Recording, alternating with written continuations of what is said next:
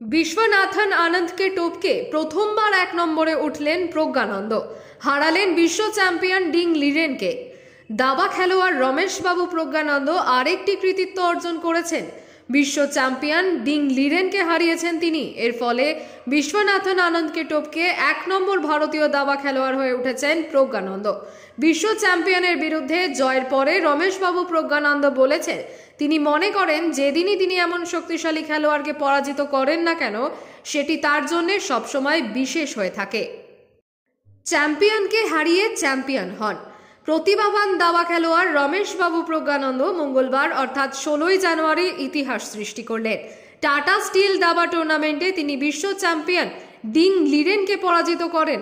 एर माध्यमे तिनी अभिज्ञ दाबारू ग्रैंड मास्टर विश्वनाथन आनंद के पेछने फेले दिएছেন। एदिनेर जयेर फले प्रथमबारेर मतो रैंकिंगे एक नम्बर भारतीय ग्रैंड मास्टर हये उठेছেন रमेश बाबू प्रज्ञानंद। चीना विश्व चैम्पियनेर बिरुद्धे जयेर परे रमेश बाबू प्रज्ञानंद निजेও অবাক হয়েছেন। আসলে তিনি এই জয়টা আশাই করেননি।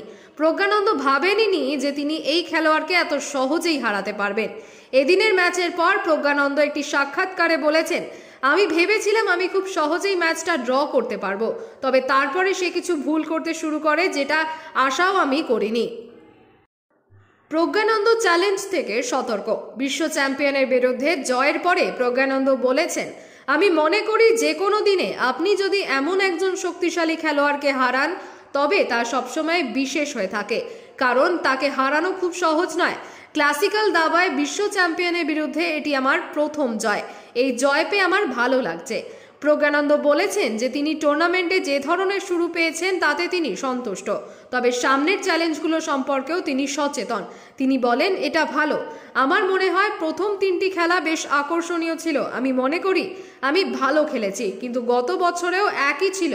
একটা সময় ছিল যখন আমি সত্যিই ভালো খেলেছিলাম এবং তারপরে আমার খেলাটি বেশ রুক্ষ হয়ে গিয়েছিল।